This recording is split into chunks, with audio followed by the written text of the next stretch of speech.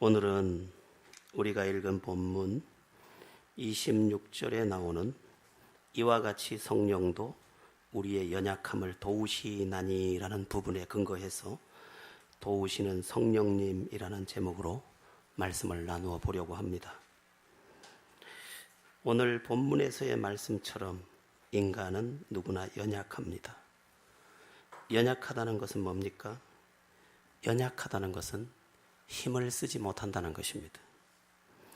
힘을 써야 하는 많은 영역에서 아무런 힘도 쓰지 못한다. 그런 것이 연약함입니다. 그래서 인간은 누구나 성령님의 도우심을 받아야 하도록 되어 있습니다. 하나님이 우리 인간을 만드실 때 그때부터 이미 하나님은 우리를 성령 안에서 살도록 창조하셨습니다. 하나님이 인간을 만드실 때 인간을 처음에 흙으로 만드셨습니다. 그리고 그 만든 흙의 코 부분을 잡고 그곳에 생기를 불어넣으시니 생명이 된지라 이렇게 되어 있습니다. 자, 생기를 불어넣었다. 이 생기가 바로 이제 뒤에 가보면 신약에서는 성령과 동일선상에 있는 것을 보게 됩니다. 그러니까 인간의 완전한 인간됨이 어디에 있었느냐? 성령이 그와 함께 할 때 비로소 그가 인간됨을 이룰 수 있었다는 것입니다. 만약 그 코에 생기를 불어넣지 않았다면 마네킹과 같았을 것입니다. 눕혀놓으면 누워있고 창고에 갖다 놓으면 창고에 가 있는 마네킹과 같은 존재. 그런데 생기가 그 코에 들어가자 생명이 되어서 움직일 수 있고 또한 역할을 할 수 있더라는 것입니다. 마찬가지입니다. 성령이 우리에게 임하여 성령이 우리를 충만하게 할 때 우리가 비로소 영적 삶을 살 수 있습니다. 그러기 전에는 우리가 마네킹과 같습니다. 무슨 말씀입니까, 목사님? 저는 부산도 갈 수 있고 서울도 갈 수 있습니다. 네, 가겠죠. 그러나 여러분이 진정으로 원하는 그것을 할 수가 없습니다. 사랑하고 싶지만 사랑이 되지를 않습니다. 미움의 창고에 넣어놓으면 미움의 창고에 들어가서 꼼짝을 못하고, 죄의 창고에 집어넣으면 죄의 창고에 들어가서 꼼짝을 못하고, 마네킹처럼. 그럼 언제 이 사람이 죄를 벗고 모든 답답함을 벗고 하나님의 뜻 가운데서 아름답게 살 수 있느냐? 성령이 그에게 부어질 때 비로소 그가 자유자가 되는 것입니다. 성령이 들어가기 전에 그 신앙은 그의 영적 자유가 아직 이루어지지 않은 상태입니다. 그래서 성경은 뭘 계속해서 강조하고 있느냐? 마태, 마가, 누가, 요한복음의 결론이 사도행전인데 사도행전의 출발이 뭐에서 비롯되느냐? 성령의 기름 부으심에서 출발됩니다. 성령을 먼저 받아야 되지. 그렇지 않고는 너희가 나의 제자로서의 삶을 살 수 없을 것이라고 말씀하셨습니다. 그래서 너희는 예루살렘을 떠나지 말고 내가 너희에게 약속한 그것을 기다리라고 말씀하셨고, 그 성령이 올 때 너희가 예루살렘과 온 유대와 사마리아와 땅끝까지 이르러 내 증인이 될 거라고 말씀하셨습니다. 성령이 너희에게 부어지면 너희가 권능을 받는다. 그리고 네 자신만 믿을 뿐만 아니라 네 곁에 예루살렘, 또 유다, 사마리아, 심지어 땅끝까지 가서 네가 복음의 증인이 될 것이다. 지금은 네 혼자도 겨우 믿고 있지만 성령이 너희에게 임하면 너는 놀랍게 변화될 것이다. 너는 성령의 충만함을 받아야 된다. 제자들에게 계속해서 말씀하신 것입니다. 3년 반 동안 예수님께서 제자들을 직접 가르쳤음에도 불구하고 성령의 은혜가 들어가야 비로소 너는 진정한 크리스찬으로서의 삶을 살 수 있다고 말씀하신 것입니다. 어느 날 밤에 유대인의 관원 한 사람이 예수님을 찾아왔습니다. 예수님을 찾아와서 별의별 칭찬을 다했습니다. 당신이 행하시는 표적을 보니 하나님의 사람이 분명합니다. 하늘에서 온 분이 아니라면 어떻게 이런 기적을 일으킬 수 있겠습니까? 칭찬을 했습니다. 그러자 예수님은 핵심을 말했습니다. 네가 물과 성령으로 거듭나지 아니하면 하나님의 나라를 볼 수도 없느니라. 네 지금 딴 얘기 너무 많이 하고 있는데 네한테 진짜 해주고 싶은 얘기가 하나 있다. 너는 물과 성령으로 거듭나야 된다. 물은 씻김을 말하는 것이고 성령은 지금 하나님의 영이 너에게 들어가야 된다, 이것을 말한 것입니다. 하나님의 영이 들어가서 너를 깨닫게 하기 전에는 너는 하나님의 나라를 구경도 못한다, 이렇게 말씀했다는 것입니다. 거듭남을 이야기하자 니고데모는 놀라서 물었습니다. 사람이 어떻게 다시 태어날 수 있삼나이까? 어머니 모태로 들어갔다가 다시 태어날 수 있삼나이까? 너는 유대인의 관원으로서 그것도 알지 못하느냐? 바람이 임의로 불매 다 어디서 와서 어디로 가는지 알지 못하되 성령으로 난 사람이 다 그와 같으니라. 성령이 임하면 바람이 나무를 흔들던 네 인생 전체를 흔들 것이다. 그때 네가 다시 태어난 것을 스스로 알게 될 것이다. 성령이 너에게 임해야 한다. 성령이 임하기 전에 너는 나를 이해도 못한다, 이렇게 말씀하신 것입니다. 여러분, 오늘날 사람들이 왜 신앙생활을 제대로 못합니까? 제대로 못하는 유일한 이유를 찾으라면 성령 안에서 믿는 게 아니라 내 생각 안에서 믿고 있기 때문입니다. 물론 첫 번째는 그가 아직 예수님을 못 만났기 때문이지만 두 번째 핵심적인 이유를 들려면 그는 내 힘으로 믿고 있는 것이지 성령으로 믿는 것이 아니라는 것입니다. 예수님은 완전한 구세주요 완전한 하나님이신데 완전한 하나님이 가르쳐 주신 제자들도 성령을 받지 않으면 아무것도 할 수 없다고 하셨습니다. 하물며 이 땅에서 사람으로부터 배우는 인간들이 예수가 말씀하신 그 성령 안에서 믿지 않는다면 우리가 어찌 온전한 믿음을 가질 수 있겠습니까? 사람들이 왜 시험에 드느냐? 왜 믿다가 낙심하느냐? 성령을 통해서 믿는 게 아니기 때문에. 내 의지로 믿다가 내 의지가 상처를 받고, 내 생각으로 믿다가 내 생각이 이탈당하고, 내 집념으로 믿다가 내 집념이 터져나가고, 그래서 시험에 들고, 그래서 예수 믿다가 낙심을 하고, 사람을 원망하고, 자기 생각을 이야기하고, 자기 감정을 표출하고. 사도행전 2장에 보면 그렇게 예수님을 따랐던 제자들이 두려워하다가 성령의 충만함을 받고 나자 이들이 죽음도 두려워하지 아니하고 자기가 믿을 뿐만 아니라 다른 사람에게까지 복음을 담대하게 전하는 것을 볼 수 있습니다. 심지어 12제자 가운데 유다는 배신하고 떠났고 유다는 성령의 충만함도 맛보지 못했고 나머지 11제자 중에 10제자가 순교를 했고 한 제자는 반모섬에 가서 평생 유배 생활을 하면서 그곳에 요한계시록을 기록하는 90% 이상이 순교하는 목숨을 걸고 믿어야 했던, 왜? 성령이 예수 그리스도가 증인이라고 구세주라고 분명히 증거해 주고 있었기 때문에, 성령이 가르쳐 줬기 때문에. 우리에게 무엇이 필요하냐? 많은 것이 필요합니다. 그러나 먼저 필요한 게 뭐냐? 성령의 도우심이 필요하다. 근데 오늘 본문은 뭐라고 말하냐? 우리의 연약함을 성령이 도와주신다고 말씀하고 있습니다. 우리는 연약합니다. 많은 부분에서 연약합니다. 힘을 써야 할 부분에서 힘을 쓰지 못하는 연약함의 구조를 갖고 있습니다. 그런데 이 연약함을 누가 도우시느냐? 성령님이 도와주셔야 된다는 것입니다. 자, 그러면 우리가 신앙생활하면서 성령님의 도우심을 받아야 되는데 성령님의 도우심을 받아야 하는 영역, 어떤 것이 있을까? 첫 번째는 믿음입니다. 믿음. 그렇습니다. 우리가 성령님의 도우심을 받아야 우리의 믿음이 분명해집니다. 우리가 성령님의 도우심을 받지 못하면 의심의 그늘을 벗어나지 못합니다. 여기서 우리가 다 모여서 믿습니다. 수천 번을 말해도 의심, 불신, 이것이 나를 삼키게 되어 있습니다. 그런데 성령님이 와서 탁 나를 도우시니까 내 믿음을 돕자마자 내 믿음이 확고해지는 것입니다.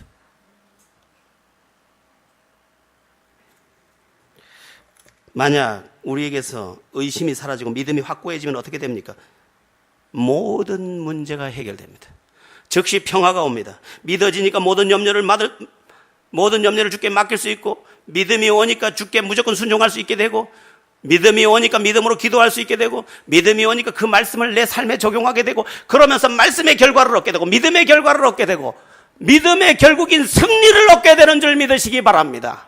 오늘 우리의 문제는 뭐냐? 믿음이 연약한 것인데, 믿음이 연약하다는 믿음이 사용되어야 될 곳에 믿음이 사용되지 않는다는 것입니다. 왜? 내 의지로 믿고 있기 때문에. 그런데 성령이 와서 내 믿음을 탁 도와주시고 붙잡아주는 순간 저희에게 믿어졌습니다. 믿음이 쑥 들어오면서 그 믿음이 내 안에서 작용을 하기 시작하는 것입니다. 죽어도 안심인데 어떻게? 죽어도 주님께 맡길 수 있는데 어떻게? 믿어졌는데 어떻게? 너희에게 믿음이 있는 것을 너희가 알미라고 했는데 내 안에 믿음이 있는 것을 내가 알겠는데 어떻게?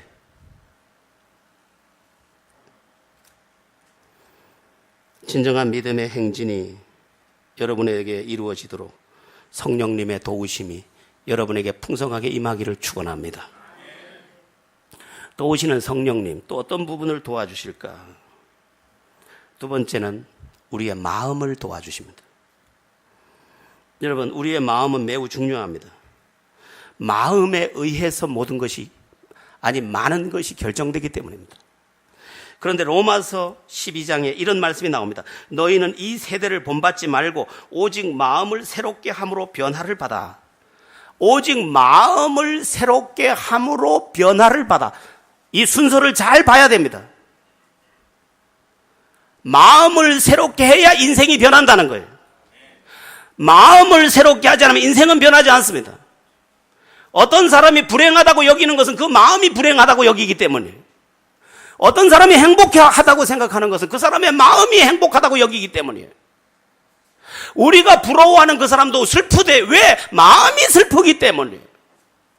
우리가 보기에 불행해 보이는 사람인데 행복하대. 왜? 그 마음의 행복이 있기 때문이에요. 마음이 중요하다. 마음이. 그런데 이 마음을 이 마음을 어쩌지를 못한다는, 내 마음을 내가 어떠지를 못한다는 게 심각한 문제. 내 마음을 바꿔야 인생이 바꾸는데 마음이 안 바뀐다니까. 그러니까 이 연약한 마음을 성령 하나님이 도와주셔야 우리의 마음이 잡힌다는 것이죠.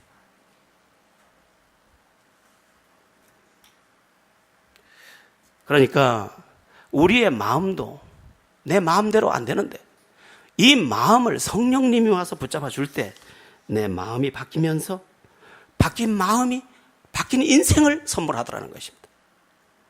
에스겔서에 이런 말씀이 나옵니다. 또 새 영을 너희 속에 두고 새 마음을 너희에게 주되 너희 육신의 굳은 마음을 제거하고 부드러운 마음을 줄 것이며 또 내 영을 너희 속에 두어 너희로 내 율례를 행하게 하리니 너희가 내 규례를 지켜 행할지니라. 내가 성령을 보내서 너희 마음을 바꿀 텐데 마음이 바뀌는 동시에 너희는 인생을 바꾸게 될 것이다. 새 마음을 줄 텐데 새 마음이 너에게 새 인생을 줄 것이다. 새 마음을 주시는 성령입니다. 여러분, 우리의 마음에 선한 것이 들어오면 인생이 선해집니다. 사랑하려는 마음이 들어오는 순간부터 사랑을 시작하기 때문에 사랑의 결과가 행복이니까 내 마음에 사랑하려는 마음이 들어오는 순간 내 삶은 평화와 행복의 길을 열게 되는 것입니다. 그런데 마음이 내 마음대로 안 돼. 이 마음을 누가 도와줬으면 좋겠어. 그래서 가끔 하소연에 남편 보고 내 마음을 좀 어떻게 해줘 보라고. 남편도 마음을 붙잡는 손이 없어. 마음을 붙잡아 줄 수 있는 손은 성령 하나님께 있다는 것입니다. 성령님이 와서 우리의 마음을 도와줘야 돼. 어떤 사람은 우울한데 우울한 마음을 바꿔줄 수가 없어. 그런데 성령이 와서 기쁜 마음으로 바꿔줬어요. 기쁜 마음으로 바꿔주니까 기뻐요 그냥. 그러니까 성령님의 도움을 받아야 하는 줄로 믿습니다. 근데 마음이 사악해지면 인생이 사악해져. 그런데 이 사악한 마음을 살면서도 이렇게 살면 안 되는데 하는데 내 마음을 어쩔 수가 없어요. 그런데 성령이 와서 도와주니까 이 마음이 자꾸 부드러워져요. 사랑해야지, 용서해야지, 도와줘야지, 안아줘야지, 받아줘야지, 들어줘야지, 함께 해야지. 이 선한 마음이 내 안에 들어오면서 마치 선한 보자기가 내게 손에 들린 것처럼 좋은 포장을 해내게 되는 것입니다. 행복한 물건을, 행복한 상품을 만들어내는 내가 되는 것입니다. 여러분, 인생의 많은 부분에서의 문제는 마음 탓입니다. 마음 탓. 어느 날 제가 이런 글을 쓰고 있었습니다. 이렇게 무거운데 짜증이 나지 않고 왜 이렇게 행복하지? 그리고 옆에다 썼어요. 마음 탓이구나, 마음 탓. 마음이 기쁘니까 날씨가 짜증스러운데 짜증이 안 나요. 날씨 탓이 아니고 마음 탓입니다. 당신 탓이 아니라 마음 탓이라. 그가 탓이 아니라 마음 탓이라. 그런데 그 마음을 바꿀 수가 없어. 성령님의 도우심 안에서 여러분의 마음이 바뀌고, 마음이 바뀜으로 삶이 바뀌고, 마음과 삶의 변화 안에서 행복을 정복하는 은혜가 있기를 예수 이름으로 축원합니다. 도우시는 성령님에 대해서 말씀하고 있는데, 성령님은 또 어떤 부분을 도와주시느냐? 성품입니다. 성품을 도와줍니다. 성품은 매우 중요합니다. 왜 중요합니까? 제가 계속 말씀드리죠. 성품은 행복과 평화와 존귀를 담아내는 가장 아름다운 그릇입니다. 그가 아무리 성공을 해도 성품이 온전치 않으면 그가 존귀를 얻지 못합니다. 그리고 그가 아무리 성공해도 성품이 괴팍스러우면 행복을 다 스스로 깨내 던집니다. 그리고 성품이 괴팍스러우면 평화가 사라집니다. 성품이라는 그릇은 매우 중요합니다. 그런데 이 성품은 태어나는 그날부터 만들어져 온 것입니다.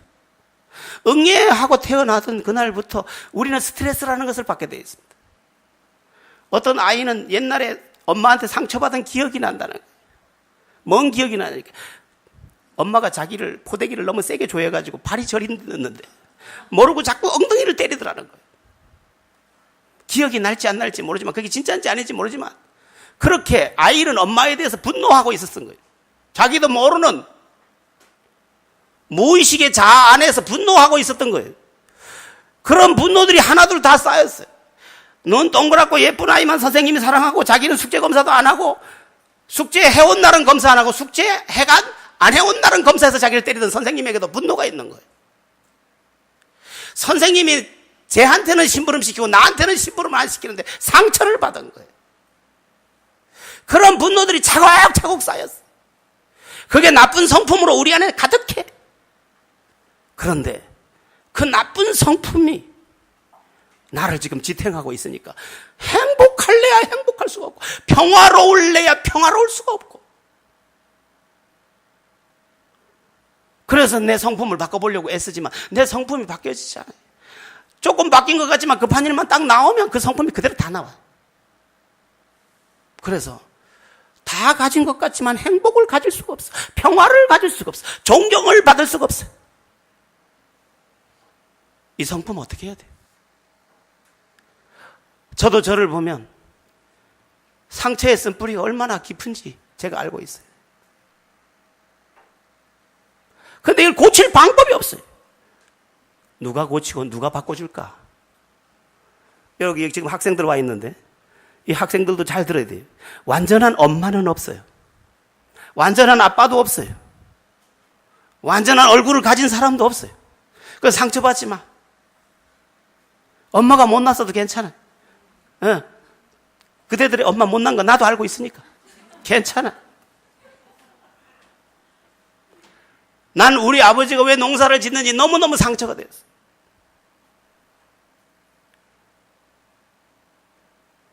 왜 저렇게 땀 흘리고 옷도 찢어진 옷을 입는지 상처가 됐어요. 그 모든 게 억울함이었어요. 그게 성품으로 쑥 들어온 거예요. 그러니까 이게 자꾸 쏟아. 행복도 쏟고 평화도 쏟고, 사람들이 좋아할 만하면 또 아프게 만들고, 존경이 다 사라져. 급하고 다혈질적이고, 누가 나를 도울 수 있을까? 성령님이 도우실 수 있는 줄 믿으시기 바랍니다. 성령님이 오셔서 우리의 성품을 도와주시면 이것이 이제 변하기 시작합니다. 그래서 갈라디아서 우리가 잘 아는 5장 22절, 오직 성령의 열매는 사랑과 희락과 화평과 오래 참음과 자비함과 양성과 충성과 온유와 절제니 이 같은 것은 금지할 법이 없느니라. 와서 나를 다 바꿔주는 사랑의 성품으로. 희락, 화내. 사람이 자꾸 화내. 누가 제가 안경이 이렇게 바뀌어가지고 내 안경 어때? 이렇게 물었더니까 귀여워요. 이러대. 아, 참. 그 눈이 은혜로운 눈인 거지. 귀여워요.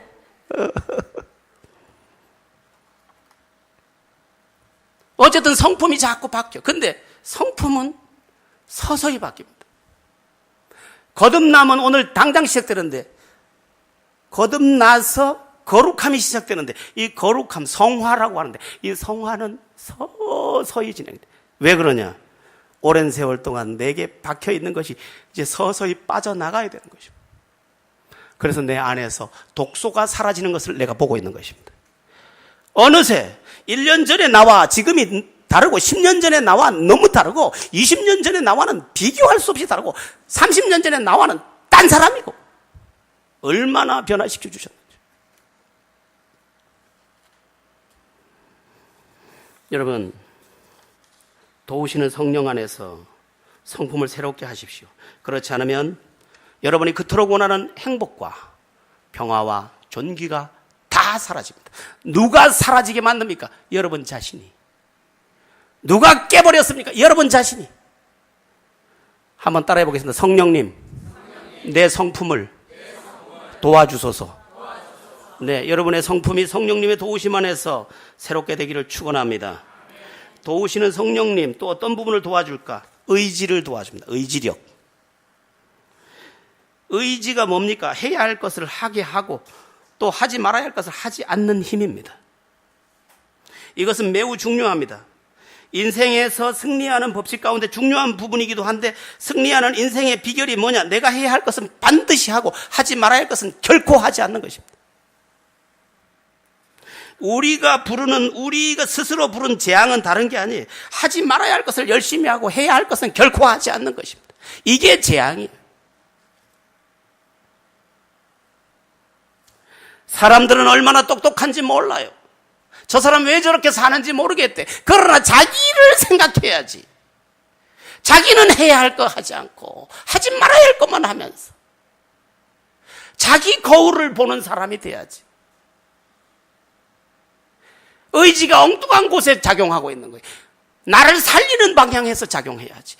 가정을 유익하게 하는 데 작용해야지.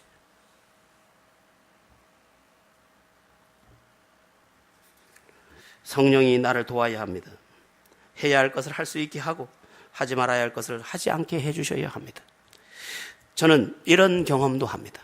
시계 소리가 똑딱 똑딱 똑딱. 너무 더워서 거실에 에어컨이 있으니까 거실에서 잠을 잘 때 똑딱 똑딱 똑딱 시계 소리가 그 밤에 거슬러요. 그런데 제가 이렇게 생각을 딱 하는 겁니다. 성령님 도와주세요. 저 소리 안 듣게 해주세요. 그리고 잠에 들어갈 수 있게 해주세요. 그리고부터는 안 들려요. 내 귀에 날마다 들리던 소리도 안 들어야지 하니까 안 들릴 수 있는 힘이 내게 쑥 들어와 버렸어요. 그래서 저는 시계가 가는지 몰라요. 내가 그렇게 할 수 있어요, 이제는. 신경 안 써야지. 안 쓸 수 있어요. 그거 해야지. 할 수 있어요. 거기 가야지. 갈 수 있어요. 이게 의지력인데 이 사람들은 이것을 할 수 없다는 거예요. 이번 중고등부 수련회에 큰 은혜가 있었습니다. 어제 기쁜 소식을 하나 들었어요. 여러분 놀라지 마세요. 요즘에 중고등부 학생들이 어른들보다 담배를 더 많이 핍니다. 어른들은 담배를 끊고 있는데 아이들은 담배를 배우고 있습니다. 해운대 어떤 중학교, 고등학교에 프랜카드가 사방 붙어 있는데 전부 담배에 관한 것. 담배는 교실에서 피우면 안 된다, 뭐 이렇게 하죠. 그런데 이번 중고등부 수련회에 아이들의 소식을 속속 들으면서 아이들이 담배를 끊었다는 소식을 전해왔습니다. 내가 볼 때는 걔한테 의지력이 전혀 없는데 성령의 은혜가 들어가니까 의지력이 그를 작동해서 탁 끊어버렸다. 중학생들은 의지력이 더 약합니다. 그런데 끊을 수 있는 힘을 가졌다.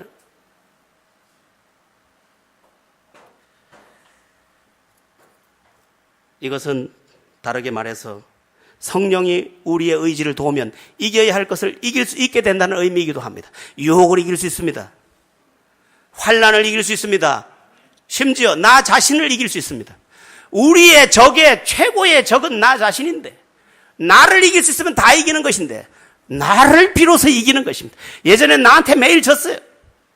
아이가 고집을 부리는데 아이가 누구한테 져서 고집을 자꾸 부립니까? 자기한테 져서 고집을 부리는 거예요. 그런데 자기를 극복할 수 있게 된 거예요. 사람들이 왜 속을 썩입니까? 자기를 못 이겨서 그러는 거예요. 그런데 자기를 극복하게 되는 거예요. 자기를 극복하면 자기 너머의 세계를 보게 되는 줄로 믿으시기 바랍니다.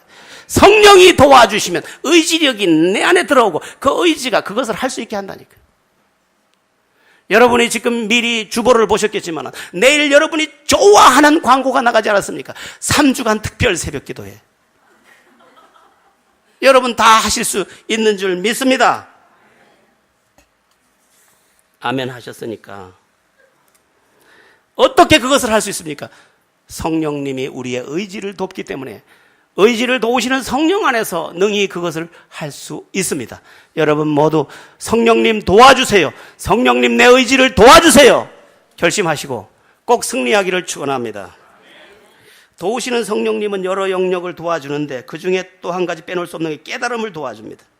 요한복음 16장을 보면 성령에 대해서 이렇게 말씀하십니다. 그가 와서 죄에 대하여 의에 대하여 심판에 대하여 세상을 책망하시리라. 성령이 와서 도와주는데 깨달음을 도와주는, 이건 죄야, 이게 의야, 이건 심판받을 일이야, 이건 해야 돼, 이건 하지 말아야 돼, 이건 기필코 해야 돼, 이건 버려. 성령님이 깨달아야 할 것을 자꾸만 깨닫게 해주십니다. 깨달으면 어떻게 됩니까? 버릴 수 있게 됩니다. 깨달으면 어떻게 됩니까? 할 수 있게 됩니다. 자꾸만 성령의 은혜 안에서 깨달아야 돼요. 깨달아야 할 것이 참 많습니다. 심지어 이런 것도 깨달아야 합니다. 저녁에 설거지는 내가 해야겠구나. 깨닫는 은혜가 있기를 축원합니다. 가정의 평화는 저절로 지켜지는 게 아니에요. 누군가가 깨달아서 아름다운 손길을 내놓을 때 되는 거예요. 그런데 그걸 누가 깨닫게 하느냐? 성령이 자꾸 깨닫게 한다니까. 그가 사나운 말을 해도 허허허 하고 웃어야 된다는 깨달음을 주니까 허허허 웃다 보니까 그 허허허가 행복의 터가 된 것입니다. 세세한 부분까지 성령님은 다 가르쳐 주십니다. 저 아이에게 어떻게 대해야 할지, 그리고 저 아이를 어떻게 도와야 할지, 저 아이를 어떻게 도우며 기도해야 할지 다 성령님이 깨닫게 해주십니다. 우리가 드리는 헌신, 헌금 등 이것도 어떻게 드려야 되는지, 왜 드려야 하는지도 다 깨닫게 해주십니다. 그 깨달음은 우리를 그 길로 이끌어가고 우리의 삶의 변화를 이끌어내게 되는 줄 믿으시기 바랍니다. 성경은 이런 엄청난 말씀을 하십니다. 깨닫지 못하는 자는 멸망하는 짐승과 같으니, 깨닫지 못하면 그는 지가 망하는데도 망하는지를 모르고 망할 짓을 계속 한다는 거예요.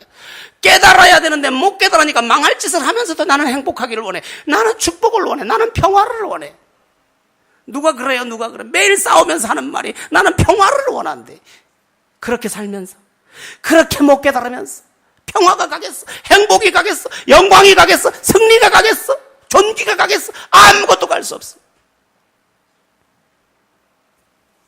성령께서 여러분을 도와주셔서 세밀한 부분까지 깨닫고 여러분의 삶의 실천이 되어 승리가 되기를 축원합니다.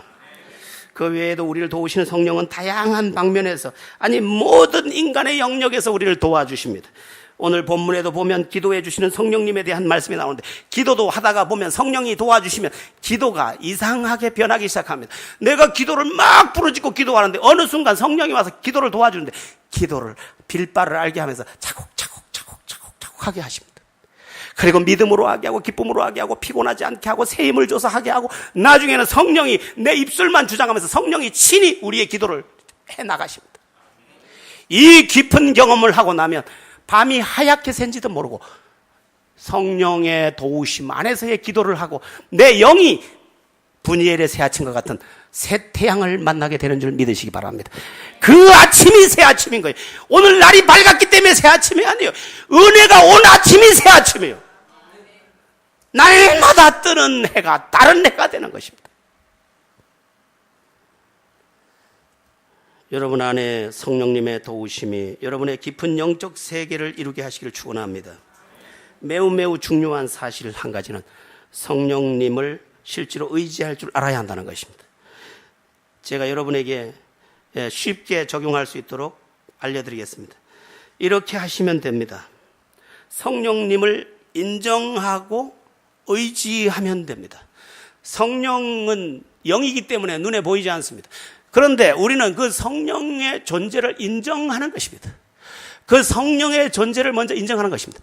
예수님이 구세주라는 것을 인정하고 내 마음에 영접하면 내가 죄사함을 받고 구원을 받는 것처럼 성령님의 존재를 인정하고 그를 인식하여 그를 의지하면 그 성령님이 영이시기 때문에 보이지 않았지만 내가 의지하는 순간 그는 계시는 영으로 여기 계신 것입니다.